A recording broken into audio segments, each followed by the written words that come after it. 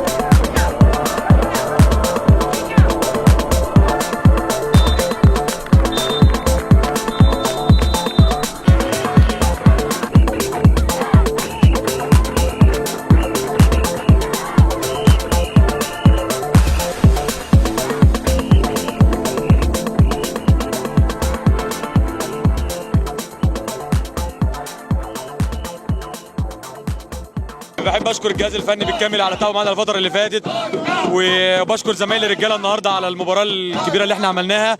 وكنا محتاجين ان احنا في بدايه الدوري السنه دي ان احنا نظهر بالشكل الكويس ده، وطبعا ده كل اللي احنا فيه ده مجهود زمايلي يعني في الملعب الحمد لله، وان شاء الله تبقى اول خطوه لصعود نادي سمارت ان شاء الله. الكل كان متوقع ان انت تهدف، هل انت كنت متوقع انك تجيب ثلاثيه النهارده؟ هو الحمد لله رب العالمين كان عندي ثقه في ربنا كبيره قوي ان ربنا يرضيني النهارده، لان الفتره اللي فاتت في الماتشات الوديه كنت مركز جدا، وفي التدريب مركز جدا ان انا احط بصمه في اول ماتش في تاريخ نادي سمارت. فالحمد لله ربنا اكرمني النهارده الحمد لله ورضاني بهاتريك النهارده ان شاء الله، عقبال كل ماتش كده ان شاء الله. مبروك يا حبيبي، الف مبروك، وعقبال بقى المرات الجايه وتطلع هداف الدوري ان شاء الله رب العالمين ان شاء الله. حبيبي يا كابتن. وانا عملاق حراسه المرمى النهارده كوستا ما شاء الله، بحري وقاهره، والنهارده بيزين ملعب الحي السابع، ملعب نادي سمارت، وبيزين مرماه النهارده، بيحتفظ بشباكه نظيفه.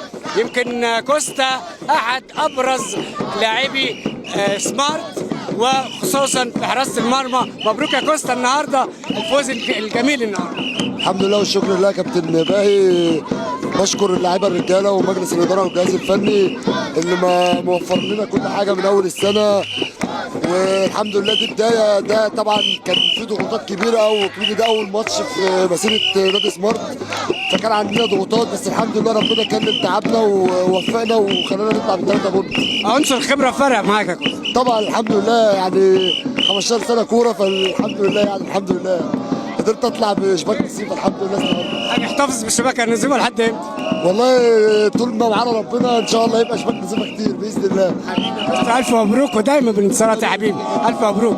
معانا واحد طبعا من المهاجمين الافزاز، البليدي صالة وجال، سواء في الصعيد او بحري او القاهره، النهارده بينورنا طبعا في الملعب ويزين الملعب النهارده.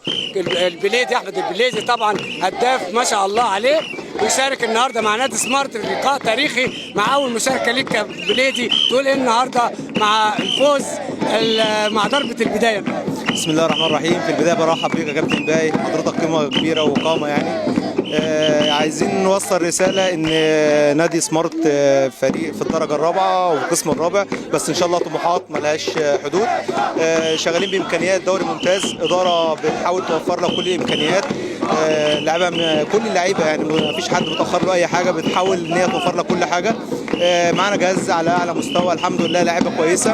ان شاء الله بنطمح ان السنه دي يبقى موسم صعود باذن الله ونحقق الهدف، وباذن الله نبص على الخطوه اللي بعدها وهو ان شاء الله الدرجه اللي بعد كده باذن الله. البليدي لعب كتير قوي في انديه كتيره في محافظات كتير، النهارده شعورك ايه وانت بتلعب في اجواء القاهره؟ وشعورك ايه في اجواء شعبيه وجماهيريه؟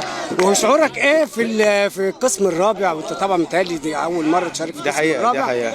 شعورك ايه في الاجواء دي؟ هي القاهره مش جديده عليا، كنت انا لعبت في مجموعه القاهره قبل كده، ولكن الحاله هنا ممكن تكون مختلفه شويه، لان النادي هنا عنده طموح وعنده هدف، وده واضح على من بدايه من الاداره الى يعني اصغر حاجه في المنظومه. الناس كلها عندها هدف واحد وهو الصعود، ودي لما بتشتغل في مكان بتبقى هدف الصعود، بيبقى الموضوع فيه اريحيه وفي في طموح وفي هدف، فانت بتحاول تبقى يعني تتاقلم مع الجو، وبيبقى يعني الجو نفسه مساعدك يعني. فالحمد لله ان احنا موجودين في مكان كويس زي كده، بيحاول ان يبقى طموحه ملوش حدود، وان شاء الله احنا برضو نساعد النادي يعني باذن الله. مبروك يا حبيبي، الف مبروك يا بليدي، وان شاء الله كده دايما تبقى عاشق الشباك.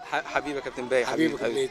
ومعنا طبعا واحد من عشاق الشباك، يعني اللي دايما مشهور عنه بهز الشباك، ونادي سمارت استعان بيه طبعا لقدراته الفائقه التهديفيه، والنهارده شارك في لقاء تاريخي مع ضربه البدايه لنادي سمارت. بنقول لك النهارده مبروك الفوز، ودايما ينضج دايما كده بالانتصار. حبيبي يا استاذ باهي، ان شاء الله كده ربنا يكرمنا وان شاء الله الصعود، واحنا جايين في نادي سمارت نادي كبير، وربنا يكرمنا ان شاء الله كده، منظومه محترمه ومنظومه كبيره، ربنا يكرمنا ويرزقنا ان شاء الله الصعود ان شاء الله. ان شاء الله، ده يعني متفائل بالانتصارات المتتاليه ان شاء الله. يعني كل اللي موجود عشان الصعود، ما فيش حاجه غير الصعود ان شاء الله، ربنا يكرمنا ويكرمنا الصعود ان شاء الله. تفتكر ده نتيجه تعب وجهد بذلتوه في الفتره طبعًا اللي فاتت؟